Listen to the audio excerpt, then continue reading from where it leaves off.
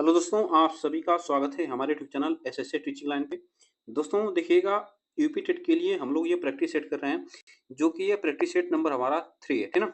यह practice set number हमारा 3 है, जो कि यह एग्जाम में पूछा गया प्रश्न है, जो कि यूपी टेट के एग्जाम में पूछा गया। यह हिंदी के प्रश्न है, जो कि इसमें हम लोग पूरे 55 प्रश्न देखेंगे, ठीक ना? तो चलिए स्टार्ट करते हैं हम लोग। आज के ये प्रश्न देखिएगा और आप लोग बस वीडियो को लाइक शेयर जरूर कर दीजिएगा और चैनल को सब्सक्राइब कर लीजिएगा, जिससे कि आपको डेली वीडियो शाम 7 बजे यहाँ पे मिलती रहेगी।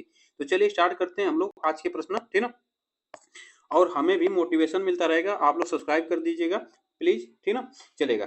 कवि और उसकी रचना का कौन सा जोड़ा सही नहीं है, बताइएगा। कवि और उसकी रचना का कौन सा जोड़ा सही नहीं है, ठीक ना? यह पूछा गया है। शिवराज राजभूषण, यह आप याद रखना, शिवराज राजभूषण यह सही इनकी रचना है। शब्द रसायन वेद यह सही है, यह भी आप याद रखना। परिमल किसकी रचना है, तो इसको याद रखना, सूर्यकांत त्रिपाठी निराला की रचना है, यह भी बात सही है।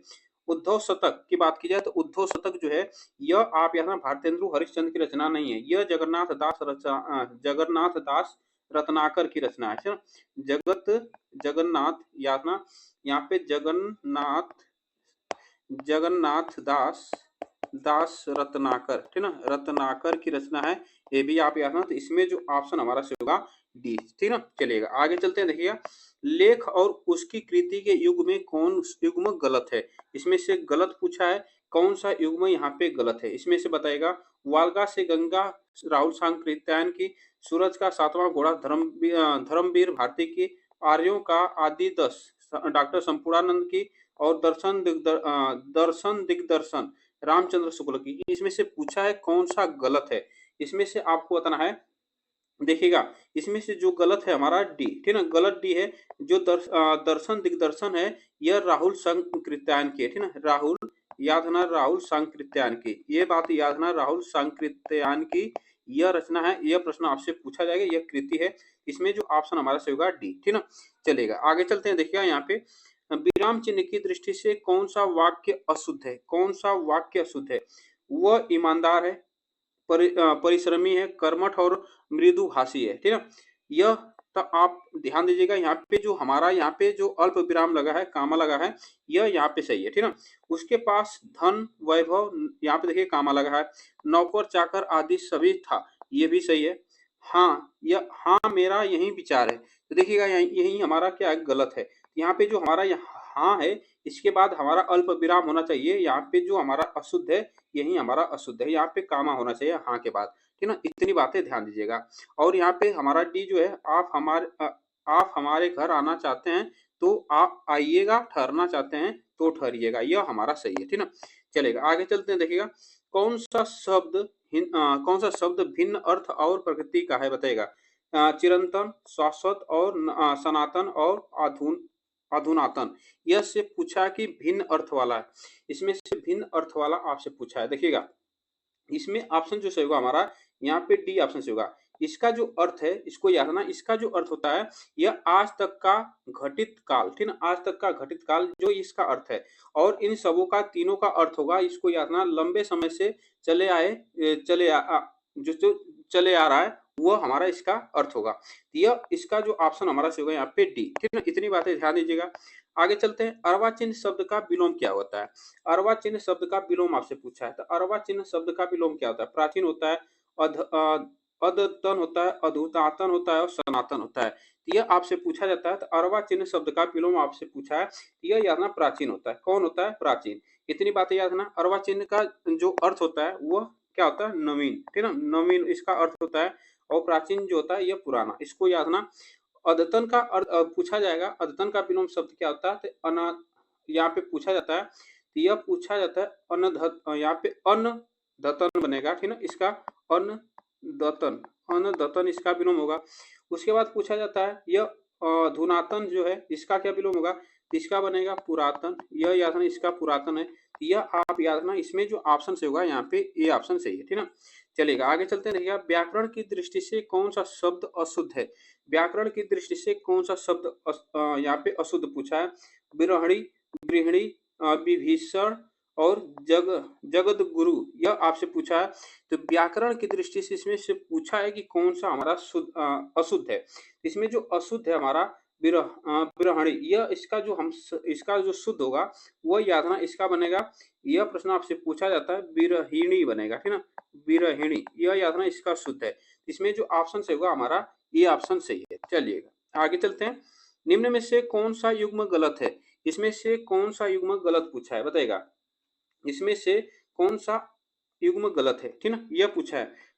लुटिया डूबना, सारा काम चौपट होना, यह बात सही है, यह हमारा सही है। सब्ज बाग दिखलाना, हरा भरा करना, मुट्ठी गर्म करना, रिश्वत देना, माई का लाल, साहसी व्यक्ति, यह आपसे पूछा है कि गलत। इसमें जो गलत है हमारा, यह आप यहाँ गलत जो है हमारा सब्ज बाग दिखलाना, इसका जो हमारा यह बनेगा, इसको याद रखना, इसका जो बनेगा हमारा लालच देकर बहकाना, ठीक ना, क्या होगा, लालच, याद रखना, लालच लालच देकर, याद रखना, लालच देकर बहकाना, ठीक ना, बहकाना, यह बनेगा। तो इसको याद रखना, यहाँ जो ऑप्शन से होगा हमारा बी, ठीक ना। चलेगा आगे चलते हैं। देखिएगा, मेरी भव बाधा हरो राधा नागरी सोय, जा तन की झाई परे श्याम हरित दूती होय, उपरोक्त दोहे में से कौन सा अलंकार है? यहाँ पे बताना है, यह अनुक्ति है, यमक है, श्लेष है और रूपक है। यह प्रश्न आपसे पूछा है, इसमें बताइएगा कौन सा ऑप्शन यहाँ पे से होगा। देखिएगा यह जो यह प्रश्न है, ठीक ना, यह दोहा जो है अलंकार के लिए, इसमें जो हमारा सही होगा यहाँ पे श्लेष और रूपक दोनों यहाँ पे हमारा सही होता है। लेकिन एग्जाम में जो हमारा दिया था ऑप्शन वो श्लेष दिया था, इसको आपको इतनी बातें याद रखना, श्लेष दिया था, ठीक ना। यहाँ पे कोई भी शब्द उसका जो अर्थ होता है वो एक बार प्रयोग होता है, यहाँ पे श्लेष में होता है, तो इसको इतनी बातें ध्यान दीजिएगा, यह हमारा श्लेष अलंकार होगा। चलेगा, गौशाला में कौन सा समास होगा, ठीक ना, तत्पुरुष समास होगा, द्वंद्व समास होगा, बहुब्रीहि समास होगा, द्विगु समास होगा। तो देखिएगा गौशाला के लिए, ठीक ना, गौशाला, इसका हम क्या करेंगे, समास विग्रह करेंगे। इसका क्या बनेगा हमारा, यह आपको यहाँ इसका जो समास विग्रह करेंगे, तो गाय के लिए शाला, ठीक ना, गाय के लिए शाला, ठीक ना, गाय के लिए शाला बनेगा। इसका समास विग्रह जो कि के लिए किस में आता है, तो के लिए आता है हमारा, इसको याद रखना, ये संप्रदान में आता है, ठीक ना, संप्रदान तत्पुरुष में आता है, तो इसको याद रखना, यहाँ पे जो हमारा से होगा, यहाँ पे यह संप्रदान तत्पुरुष समास से होगा, तो इसको याद रखना, यहाँ पे तत्पुरुष समास से होगा, ठीक ना, इतनी बात याद रखना। चलेगा नेक्स्ट चलते हैं आगे। देखिएगा, देशभक्ति में कौन सा समास है? देशभक्ति में कौन सा समास है? द्वंद्व, कर्मधारय, तत्पुरुष, द्विगु, इसमें से बताइएगा कौन सा ऑप्शन से होगा, देशभक्ति में कौन सा समास है? अगर इसका हम क्या कर दें, समास विग्रह कर दें, तो देश की भक्ति, यहाँ पे क्या बनेगा, देश की भक्ति, ठीक ना, देश की भक्ति बनेगा। इसका समास विग्रह यहाँ पे याद ना क्या है कि यहाँ पे संबंध दिखा रहा है, ठीक ना, जो संबंध दिखा है देश की भक्ति, मतलब का के की किस में आता है, तो यह संबंध कारक में आता है, तो यह संबंध तत्पुरुष समास होगा। यहाँ पे इसको याद ना, यह तत्पुरुष समास में होगा। इतनी बातें ध्यान दीजिएगा, यह तत्पुरुष समास होगा, देश की भक्ति, ठीक ना, ऑप्शन यहाँ पे से होगा सी। चलेगा, प्रागैतिहासिक में किस उपसर्ग का प्रयोग होगा है बताइएगा, प्रागैतिहासिक में किस उपसर्ग का प्रयोग होगा, प्राग और प्रागैतिक, बताइएगा इसमें से प्रागैतिहासिक में किस उपसर्ग का प्रयोग हुआ, इसमें से बताइएगा कौन सा ऑप्शन होगा। तो अगर इस उपसर्ग की बात है तो इसमें बनेगा हमारा उपसर्ग प्राग, ठीक ना, प्राग इसमें जो हमारा उपसर्ग है, एग्जाम में ये पूछा गया है, ठीक ना, इतनी बातें ध्यान दीजिएगा। चलेगा आगे चलते हैं। तुलसीदास किसकी कविता है? तुलसीदास किसकी कविता है? मुक्तिबोध की है, अज्ञे की, हरिवंश राय बच्चन की है, सूर्यकांत त्रिपाठी निराला की है। तो तुलसीदास किसकी रचना है, यह प्रश्न आपसे पूछा जाएगा, यह आप बताएगा किसकी रचना है। प्रश्न आपसे पूछा जाता है, यह याद ना सूर्यकांत त्रिपाठी निराला की रचना है, ठीक है, सूर्यकांत त्रिपाठी निराला की रचना है, यह प्रश्न आपसे पूछा जाता है। यह याद ना, यह सबसे कठिन कविता मानी जाती है सूर्यकांत त्रिपाठी निराला की, ये भी बात ध्यान दीजिएगा। यह बात याद रखना कि यह सबसे कठिन जो कविता मानी जाती है सूर्यकांत त्रिपाठी निराला की, ये इतनी बातें ध्यान दीजिएगा। इनकी और जो कविताएं हैं वो भी ध्यान दीजिएगा। अगर पूछा जाए इनकी और कविता, तो इनका नाम कविता याद रखना, अनामिका, ठीक ना, अनामिका इनका जो कृति है वो भी याद रखना। परिमल याद रखना, परिमल इनकी कृति है वो भी याद रखना। गीतिका याद रखना, गीतिका आपसे पूछा, गीतिका पूछा जाता है। अड़िमा, ठीक ना, अड़िमा ये कृति है इनकी, तो यह सूर्यकांत त्रिपाठी निराला की है, ठीक है। इतनी बात ध्यान दीजिएगा। आगे चलते हैं, देखिएगा बहिष्कार का संधि विच्छेद है, बताइएगा बहिष्कार का संधि विच्छेद क्या होगा। वही वही धन वस्कार बनेगा, वही अकार बनेगा, वही धन कार बनेगा और वही प्लस कार बनेगा। तो इसमें से याद रखना, अगर इसका हम संधि विच्छेद करते हैं ना, तो इसका क्या बनता है, आप इतनी बातें याद रखना। तो इसमें जो इसका संधि विच्छेद करते हैं, यह वही धन कार बनता है, इसको आप याद रखना। और यहाँ पे कौन सी संधि हो जाती है, तो विसर्ग संधि होती है, ठीक है ना, विसर्ग संधि होती है, ये भी आप याद रखना। चलेगा, आगे चलते हैं। नेक्स्ट क्वेश्चन देखिएगा, वैदेही वनवास किसकी रचना है। वैदेही वनवास किसकी रचना है। अयोध्या सिंह उपाध्याय हरिओद की है, रामधारी सिंह दिनकर की है, मैथिली शरण गुप्त की है और श्रीधर पाठक की है। तो इसमें से बताएगा वैदेही वनवास किसकी रचना है, यह प्रश्न आपसे पूछा जाता है। तो देखिएगा वैदेही जो वनवास रचना है, यह अयोध्या सिंह उपाध्याय हरिओद की रचना है। यह एग्जाम में पूछा जाता है बार बार। और इनकी कुछ रचना है वो भी आप याद रखना, जिसे पूछा जाता है प्रिय प्रवास, प्रिय प्रवास, प्रिय प्रवास आप याद रखना, प्रिय प्रवास इनकी रचना है। यह आपसे पूछा जाता है। परिजात याद रखना, पारिजात पूछा जाता है, परिजात, परिजात पूछा जाता है। और क्या पूछा जाता है एग्जाम में, रस कलश याद रखना, रस कलश, रस कलश इनकी रचना है, ये भी आप याद रखना। तो इसमें से प्रश्न पूछा जा सकता है। चलिएगा, आगे चलते हैं। नेक्स्ट क्वेश्चन देखिएगा, निम्न में से पुल्लिंग शब्द का चयन कीजिए। निम्न में से पुल्लिंग शब्द का चयन कीजिए। पहिया, लिखावट, पखावज और मंझधार। तो यह आपसे पुल्लिंग शब्द पूछा है, ठीक ना। तो पुल्लिंग क्या होता है, इसमें देखिएगा, पहिया चलता है या चलती है, ठीक ना, पहिया चलता है या चलती है, तो पहिया चलता है, ठीक ना, क्या होता है, चलता है। लिखावट होता है या होती है, तो होती है, ठीक ना, लिखावट होती है। और पखावज, मझधार, मझधार होता है या होती है, मझधार होता है या होती है, मझधार में फंसे या फंसेंगे, फंसे हैं।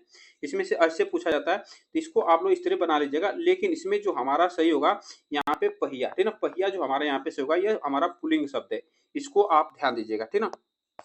चलेगा, आगे चलते हैं। निम्न में से संयुक्त व्यंजन कौन नहीं है, संयुक्त व्यंजन कौन नहीं है, इसमें से पूछा है। य, छ, त्र और अज्ञ, बताएगा इसमें से हमारा जो संयुक्त व्यंजन पूछा है वह कौन सा नहीं है।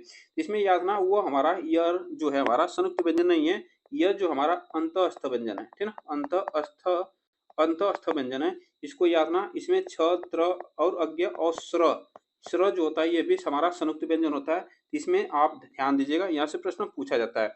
संयुक्त व्यंजन की संख्या कितनी अगर पूछा जाए तो 4 होती है, ठीक ना। चलेगा, आगे चलते हैं। मृत्युंजय पद में कौन सा सही है, बताएगा मृत्युंजय पद में कौन सा सही है। दिगु है, कर्मधार है, बहुप्रिय है और इंद्र, बताएगा इसमें से बताएगा मृत्युंजय पद में कौन सा सही है।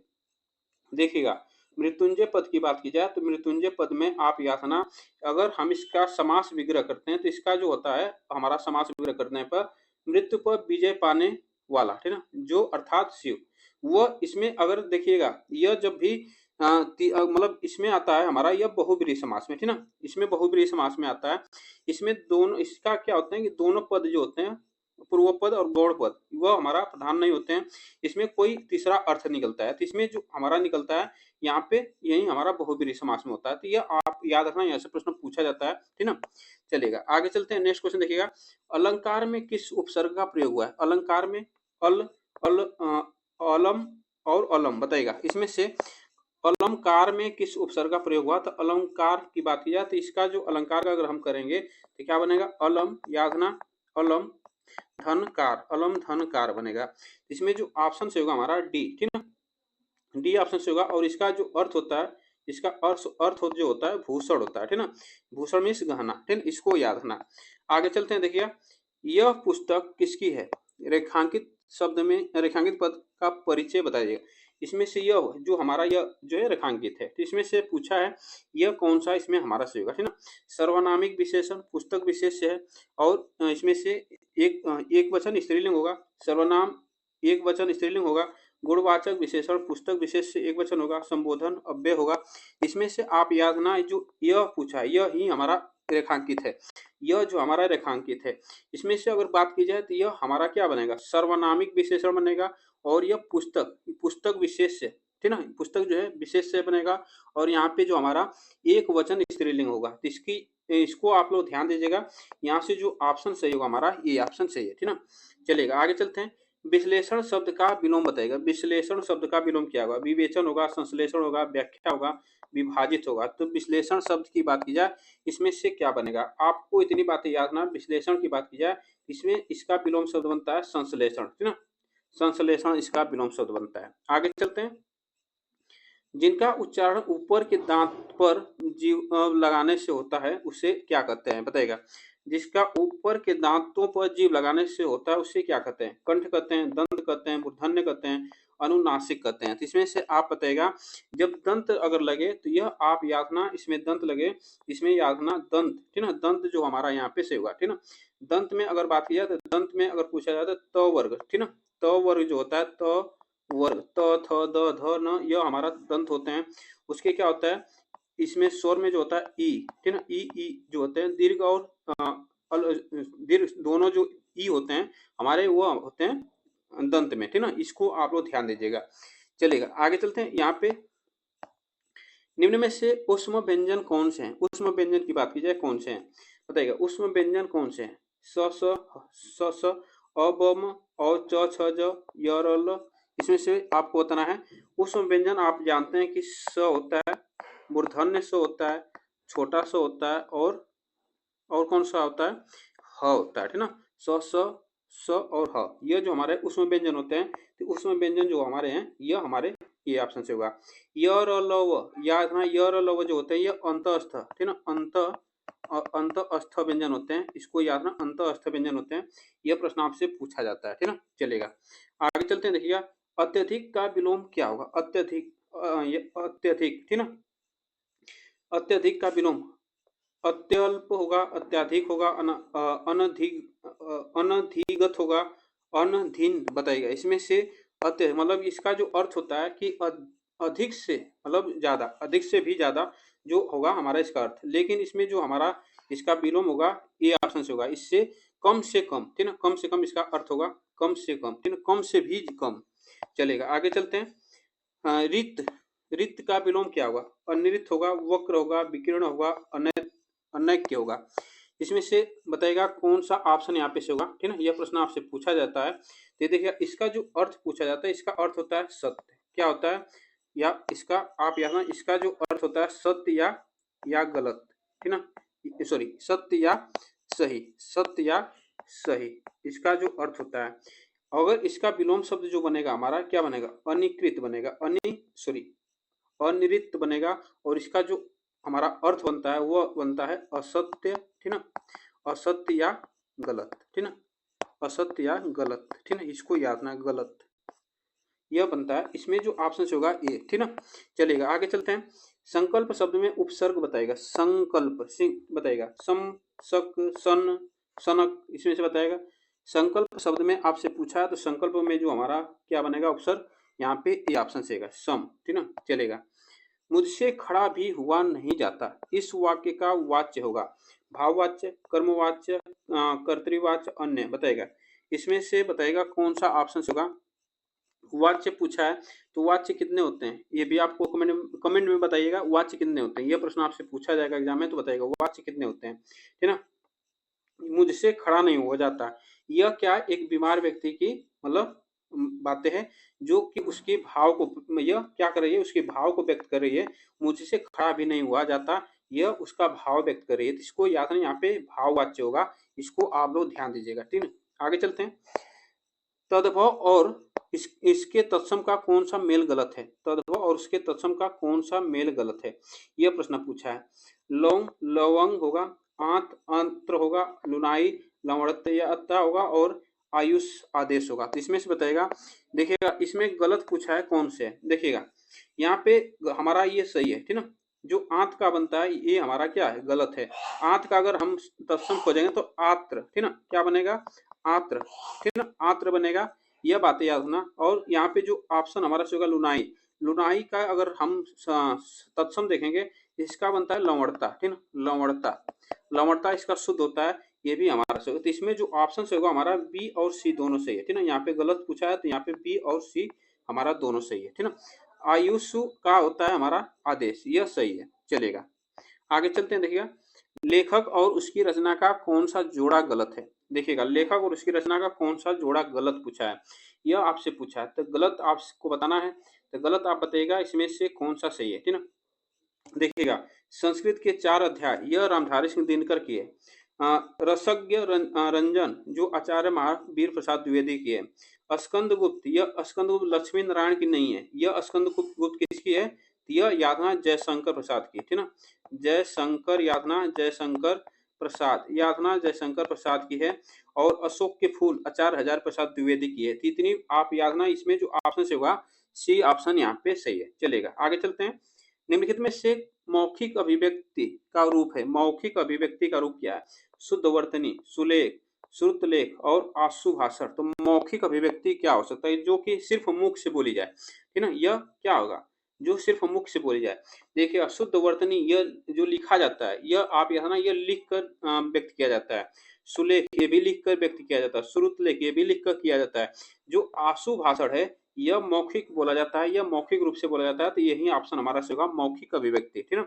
चलेगा आगे चलते हैं। देखिए हिंदी भाषा में कितनी बोलियां हैं, 15, 25, 18, 22। तो हिंदी भाषा में कुल कितनी बोलियां हैं, यह प्रश्न पूछा गया एग्जाम में। तो यह याद रखना हिंदी भाषा में कुल 18 बोलियां, ठीक ना, 18 बोलियां। चलेगा आगे चलते हैं। भारतेंदु युग में निकलने वाली पत्रिका युग्म है, बताएगा। भारतेंदु युग में निकलने वाली पत्रिका युग्म सही है, कौन है बताएगा। कवि वचन सुधा हिंदी प्रदीप, सरस्वती माधुरी, कल्पना ज्ञानोदय और नवनीत कदाम्बिनी, ठीक है। यह प्रश्न आपसे पूछा है, तो ये इसमें बताएगा कौन सा ऑप्शन से होगा। इसमें जो ऑप्शन हमारा से होगा यह यादना कवि वचन सुधा हिंदी प्रदीप, ये जो कि भारतेंद्र युग में निकली थी यह पत्रिका, इसको यादना। इसमें जो ऑप्शन से होगा हमारा ये, ठीक ना। चलेगा तदभव पत्रिका के संपादक का नाम बताएगा।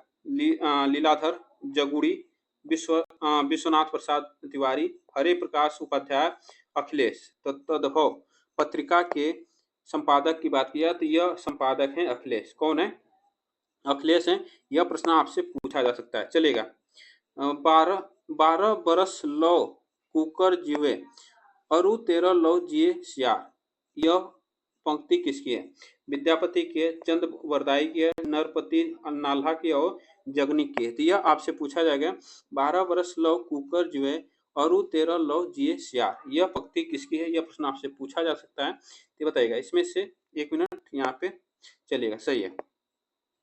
तो यह यातना, यह जो पंक्ति है यातना जगनिक की है, ठीक ना, यह जगनिक की पंक्ति है, इसको ध्यान दीजिएगा, ठीक ना। यह प्रश्न पूछा गया है।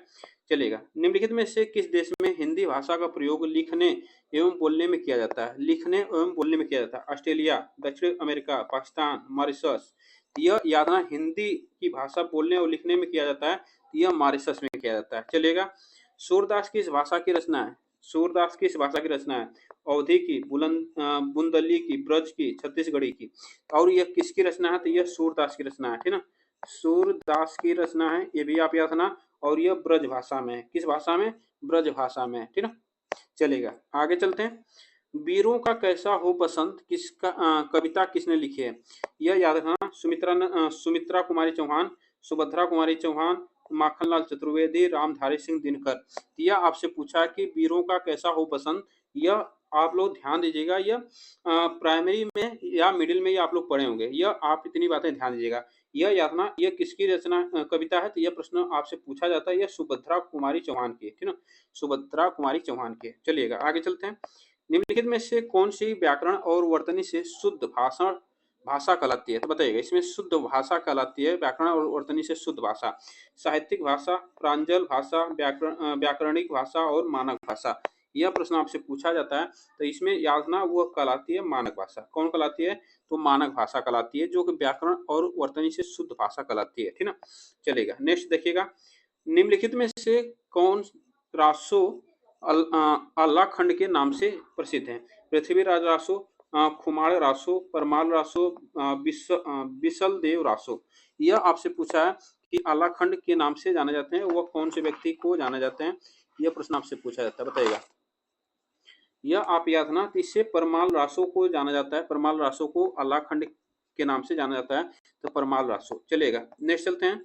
घुमक्कड़ शब्द में कौन सा प्रत्यय, घुमक्कड़ शब्द में कौन सा प्रत्यय, अक्कड़, अंग, अड़, कड़ और कड़, इसमें से बताएगा, इसमें से घुमक्कड़, याद ना, यहाँ से घुमक्कड़, याद ना, इसमें अक्कड़ जो हमारा क्या है, प्रत्यय, ठीक ना, अक्कड़ जो हमारा प्रत्यय, यहाँ से प्रश्न पूछा जाता है तो इसमें अत्य हमारा जो बनेगा यहाँ पे घुमक्कड़ जो हमारा प्रत्यय, ठीक ना। चलेगा, आगे चलते हैं, नेक्स्ट क्वेश्चन देखिएगा, स्वच्छंद में कौन सी संधि है, स्वच्छंद में कौन सी संधि है, बताइएगा, स्वच्छंद में कौन सी संधि है, विसर्ग संधि, दीर्घ संधि, गुण संधि और व्यंजन संधि। तो स्वच्छंद में संधि की बात की जाए तो इसमें कौन सी संधि है, यह आप यहाँ अगर इसका संधि विच्छेद करते हैं तो यह बनता है स्व, या स्व प्लस छंद, कौन बनता है, स्व प्लस छंद बनता है। और यहाँ पे जो संधि होती है हमारी व्यंजन संधि, कौन सी संधि होती है, व्यंजन संधि है, इतनी बातें याद रखना। चलेगा, नेक्स्ट चलते हैं, निमिष शब्द का पर्याय है, बताएगा, प्रकाश, छिद्र, पूर्ण, क्षण, बताएगा, निमिष शब्द का पर्याय आपको बताना है, निमिष शब्द का पर्याय क्या होता है। तो निमिष शब्द का पर्याय अगर बात की जाए इसका, तो यह होता है, इसका पर्याय जो होता है हमारा पल, या पल होता है या क्षण, ठीक ना, या तो क्षण, या तो क्षण होता है, पल या क्षण इसका जो पर्याय होता है। तो इसमें जो ऑप्शन हमारा से होगा यहाँ पे डी। चलेगा, नेक्स्ट चलते हैं आगे, देखिएगा, मुझसे उठा नहीं गया वाक्य में वाच्य है, बताइएगा, मुझसे उठा नहीं गया वाक्य में वाच्य क्या है, कर्तृवाच्य, कर्मवाच्य, भाववाच्य और उपरोक्त में से। देखिएगा, मुझसे उठा नहीं गया, यह आप लोग समझ पा रहे हैं, यहाँ पे क्या कर रहा है, मुझसे एक भाव बता रहा है कि मुझसे क्या उठा नहीं गया, ठीक ना, यहाँ पे कोई मतलब कर्म और मतलब कर्ता कुछ नहीं है, यहाँ पे जो भावना भाव बता रहा है व्यक्ति, ठीक ना, यहाँ पे भाववाचक यहाँ पे वाच्य होगा। आगे चलते हैं, जिसकी पूर्व से कोई आशा न हो के लिए एक शब्द बताएगा, जिसकी पूर्व से कोई आशा न हो के लिए एक शब्द, अप्रत्याशा, अप्रत्याशित, अपरिमेय और अनाहुत। इसमें से आप याद रखना, जिससे में आपसे पूछा है, इसमें जो हमारा से होगा यह अप्रत्याशित होगा, ठीक ना, अप्रत्याशित। चलेगा, नेक्स्ट चलते हैं, गोधूम शब्द का तद्भव बताएगा, गोधूम शब्द का तद्भव, गेहूं होगा, गाय होगा, गोबर होगा, गोधन होगा, इसमें से बताएगा क्या होगा, गोधूम शब्द का तद्भव। तो गोधूम शब्द का जो हमारा तद्भव बनता है वो गेहूं, ठीक ना, गेहूं जो है यह गोधूम शब्द का गोधूम शब्द का तद्भव है गेहूं। और बात की जाए गाय की, तो इसका जो हमारा तत्सम जो बनता है वो गौ बनता है, गोबर का बनता है, तो गोबर का अगर बात की जाए तो इसका तत्सम गोयम बनता है, ठीक ना, गोयम इसका बनता है तत्सम। और ये भी हमारा तत्सम शब्द है, ये तत्सम शब्द है, गोधन जो है हमारा तत्सम है। चलेगा, आगे चलते हैं, देखिएगा, निष्कपट शब्द का संधि विच्छेद बताएगा, निष्कपट शब्द का संधि विच्छेद यह आपको बताना, तो निष्कपट अगर संधि विच्छेद करते हैं तो निह प्लस कपट बनेगा, निह प्लस कपट बनेगा, यहाँ पे हमारा विसर्ग संधि होगी, ठीक ना, विसर्ग संधि होगी, यह प्रश्न आपको याद रखना है। चलेगा, निम्न में से किस शब्द की वर्तनी सही है, किस शब्द की वर्तनी सही है, अनुग्रहित, अनुगृहित, अनुग्रहित और अनुग्रहित, इसमें से आप बताइएगा, इसमें से सही आप बताइएगा कौन सा ऑप्शन से होगा, वर्तनी सही है। तो इसमें आप याद रखना, इसका जो वर्तनी की बात की जाए अनुगृहित, यह हमारा ही वर्तनी सही है, ठीक ना, अनुगृहित। चलेगा, आगे चलते हैं, देखिए, अपेक्षा का विशेषण क्या रूप है, बताएगा, अपेक्षा का विशेषण आपसे पूछा है, सापेक्ष होगा, उपेक्षा होगा, निरपेक्ष होगा, अपेक्षित होगा, इसमें से बताएगा कौन सा ऑप्शन से होगा, यह अपेक्षित, ठीक ना, अपेक्षित ऑप्शन यहाँ पे से होगा, यह विशेषण है, ठीक ना। आगे चलते हैं, स्वध्वनि का उच्चारण स्थान क्या है, बताइएगा, स्वध्वनि का उच्चारण स्थान, यह आपसे प्रश्न पूछा जाता है, बताइएगा, इसमें से कौन सा ऑप्शन यहाँ पे से होगा, ठीक ना, स्वध्वनि का उच्चारण। तो इसमें से बताइएगा, देखिएगा, स जो हमारा यह यातना जो तालव्य होता है, दंती स जो हमारा होता है छोटा वाला स, मूर्धा स हमारा जो पेट फरवा स होता है, यह हमारा स होते हैं, यह आप याद रखना, प्रश्न एग्जाम में पूछा जा सकता है, ठीक ना। अगर इसकी बात की जाए, इसकी बात की जाए तालु में, इसमें से यहाँ पे च याद रखना, च छ च छ ज झ य, च छ ज झ य, ये भी हमारा तालव्य होते हैं, इतनी बातें याद रखना। और उसके बाद हमारा जो स्वर होते हैं ई और ई, ये भी हमारा तालव्य होता है, ठीक ना, इतनी बातें ध्यान दीजिएगा। चलेगा, आगे चलते हैं, देखिएगा, देखिएगा इसमें से बताइएगा, चलिएगा आगे चलते हैं, अत्यंत शब्द में प्रयुक्त उपसर्ग बताएगा, अत्यंत शब्द में कौन सा उपसर्ग है, अत, अ, अत्य और अति, बताएगा, इसमें से अत्यंत में उपसर्ग पूछा है, तो उपसर्ग की बात की जाए, इसमें से अति जो हमारा उपसर्ग है, अति उपसर्ग है, ठीक ना। चलेगा, आगे चलते हैं, उपतयक, उपतयका का अर्थ बताएगा, उपत्यका का अर्थ आपको बताना है, इसमें से क्या बनेगा, इसमें से बताएगा क्या इसका ऑप्शन हमारा सही होगा, इसमें कौन सा ऑप्शन हमारा सही है, यह आप बताएगा। सूर्य जिस पर्वत के पीछे से निकलता है, प्राणी के पेट का एक अंग है, पर्वत का शिखर, पर्वत के पास की भूमि। यह आप याद ना, उपत्यका का अर्थ जो होता है हमारा वो होता है पर्वत के पास की भूमि, ठीक ना, पर्वत के पास की भूमि, ठीक ना। चलेगा, आगे चलते हैं। देखिए, अंग का उच्चारण स्थान बताएगा। अंग नासिक से होता है, कंठों से होता है, मूर्धन्य से होता है, कंठ तालव्य से होता है, ठीक ना। देखिएगा, जो हमारा अंग यहाँ पे अंग है, ठीक ना, यह आप यहाँ अंग, ठीक ना, यह जो हमारा सभी क्या होता है, जो वर्गीय व्यंजन के पंचमा अक्षर होते हैं वह सभी हमारे नासिक के होते हैं, जैसे अंग, ठीक ना, य, उसके बाद अड़, न, म, यह जो हमारे सभी नासिक के होते हैं, इसको ध्यान दीजिएगा, एग्जाम में प्रश्न पूछा जाता है। चलेगा, आगे चलते हैं। देखिएगा, 4 गज मलमल में कौन सा विशेषण है, विशेषण पूछा है, संख्यावाचक, गुणवाचक, परिमाणवाचक और सार्वनामिक विशेषण। इसमें से पूछा है, इसमें से विशेषण पूछा है, तो कौन सा इसमें से विशेषण है, ठीक ना। विशेषण की बात की जाए तो यह परिमाण, यह कितना परिमाण बता रहा है कि 4 गज, सिर्फ 4 गज, यह परिमाण बता रहा है। 4 गज क्या है हमारा, मलमल है, यह विशेषण बता रहा है, इसके विशेषता बता रहा है। चलिएगा, आगे चलते हैं। शीश का तत्सम रूप क्या है, शीश का तत्सम बताएगा, शीशा होगा, शीर्ष होगा, सिरा होगा, शीर्षक होगा। तो शीश का तत्सम रूप आप बताइएगा, इसमें से क्या बनेगा, तो इसमें याद रखना, इसका जो तत्सम बनेगा, शीश का जो तत्सम होगा शीर्ष बनेगा, ठीक ना। चलेगा, आगे चलते हैं। चौराहा शब्द में समास है, चौराहा कर्मधारय समास, द्वंद्व समास, द्विगु समास, अव्ययी भाव समास। तो देखिएगा, चौराहा अगर संख्यावाची शब्द अगर कोई भी शब्द के आगे आए तो वह हमारा क्या होता है, अगर कोई भी शब्द के आगे संख्यावाची होते हैं तो वह हमारा द्विगु समास होता है, ठीक ना, उसमें द्विगु समास होता है, यह बातें याद रखना। द्वंद्व समास में इसका पूर्व पद और गौड़ पद, दूसरा पद जो होता है हमारा प्रधान होता है इसमें, ठीक, इतनी बातें ध्यान दीजिएगा। और अव्यय भाव में क्या होता है, इसका पहला जो पद होता है अव्यय होता है, ठीक ना, यह ध्यान दीजिएगा। इसमें जो हमारा द्विगु में क्या होता है कि इसका जो हमारा पहला जो पद होता है वह संख्यावाच्य होता है। चलेगा, आंख की किरकिरी होना का अर्थ बताएगा, अप्रिय लगना, धोखा देना, कष्टदायक होना, बहुत प्रिय होना। तो आंख की किरकिरी होना का अर्थ आपको बताना है, यह क्या हुआ, तो देखिएगा अप्रिय लगना, ठीक ना, इसका जो अर्थ बनेगा हमारा अप्रिय लगना, यह इसका अर्थ है, ठीक ना, इतनी बात ध्यान दीजिएगा। और यह हम लोग पूरे 55 क्वेश्चन देखे। आप लोग बताइएगा ये प्रश्न कैसे लगे, वीडियो को लाइक शेयर जरूर कर दीजिएगा। तब तक के लिए थैंक यू सो मच आप सभी को।